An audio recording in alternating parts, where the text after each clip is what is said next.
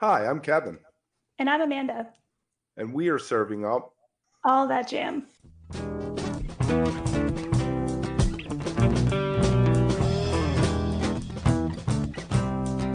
All That Jam, Quick Hit.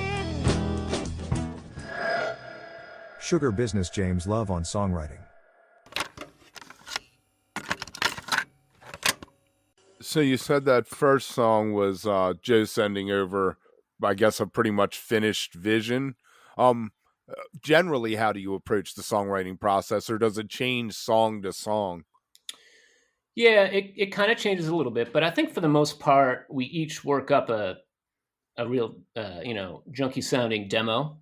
Uh, I'm very much of the do it as fast as you can and don't spend a lot of time on your demos. So I'll just copy and paste the same section over and over and over, and put it on a click and just move things around.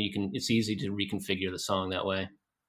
And just getting that idea down as fast as you can before you lose interest in it. And then we share it and see what happens. So, Joe's written a bunch of songs. He's probably written the lion's share. I've written a few. John's written a few. And, some of them the lyrics are mine and the music is Joe's, or vice versa, and things like that. So we kind of just do it all remotely until we get together. Right. Do you where do you draw the inspiration for your lyrics from? Well, whatever that subject matter is, like for instance, our latest single, "Cosmic Dream," is something I came up with based off of my interest in aliens and UFOs and shit like that. So I kind of got into this thing. I don't know if you've ever heard of this thing called CE5, where some people, not me yet, can meditate and kind of communicate with non-human entities or individuals or whatever it is, intelligence. And so I've kind of went down a rabbit hole with that for a while and really kind of introduced myself just from that into, I've always been into UFOs and things like that because my dad was into it when I was a kid. But now with the internet, it's real easy to be into anything and get really into it really fast. So that's what I did with that. And so those lyrics kind of come out of that. But it's also, this kind of intergalactic love story between, an alien and some guy on Earth. So it's kind of funny that way too.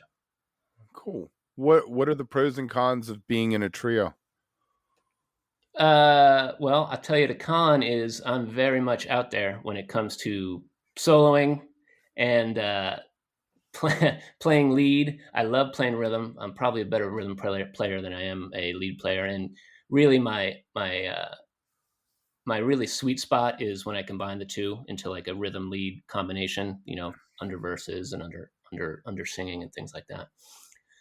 But I'm getting better at that. I'm learning more and more every day. Like we were talking earlier, lessons with fuzz, and to really help me get going, and so that I can feel good about taking a 64 bar solo in the middle of a song, whereas maybe in the past I might have run out of stuff at some point and be worried about it. Now I kind of don't worry about it as much.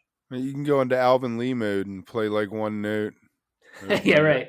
Yeah. I like a good one note solo. There's no question about that. Neil Young was the master of that. He really was. Really I love Neil Young too. His solos are so frenetic, and I dig that sound and that kind of like that energy too. So I definitely have a little bit of that with my playing. My playing's real sloppy too, but I kind of embrace my sloppiness to some degree. Kind of like a Jimmy Pagey type of thing where it's kind of part of the whole thing now. Right. So how does adding a keyboard change the dynamic of it? It really makes us, it really lifts our sound, I think. It brings that sound underneath the trio. The trio can be very sparse at times. And it really brings the level of everything up to have that bed of an organ or a clav or something, banging away underneath everything else that's going on. Especially Chris Junker. I mean, the dude's amazing, and he really elevates everything that we do, all of our music. We're really psyched to have worked with him. We actually booked him to play a gig with us up later on in January. So we're super excited to play with him live, which we've never done. We've only played in the studio with him. Nice. It would be fair to say that your music blends various genres, right? Yeah, I mean, it's like we have elements of funk and psychedelic, certainly, and Heavy blues. Heavy blues. Like I started as a blues player.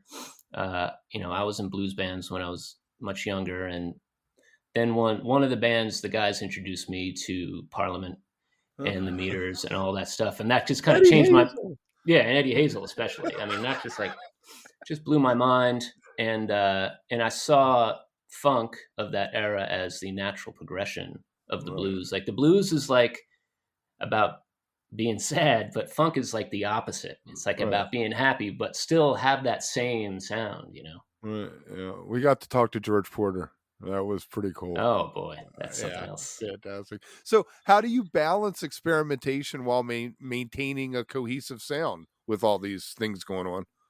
That's a good question. I guess our song structure tends to be pretty tight. So, the experimentation doesn't necessarily come out in our recorded works, I don't think. Maybe in certain sections it definitely does.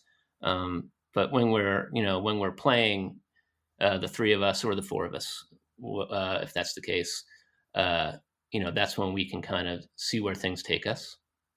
But yeah, I mean, that's an interesting question. So I'm not really sure how we balance that. I think we just let it go and see what happens for the most part. And it depends on which keyboard player we're playing with too. Like whether it's Chris, we've played a couple times with Max Chase. I don't know if you've heard of him. He's a guy keyboard player from Portsmouth. He plays with a number of bands: Marble Eyes, Super Frog, Amulus. I think, and we actually were playing with Amulus at that show with Chris Yunker too. So, but yeah, it's kind of different with the different players that you have coming with us, joining with us. So we kind of enjoy that as well. Have you been writing songs, lyrics and stuff for long, or is this something that started with this? For me, it started with this. I think Joe had been doing it. He had a pretty good band back a while back called El Camino, and I think he probably wrote lyrics for that. I don't really know for sure, actually.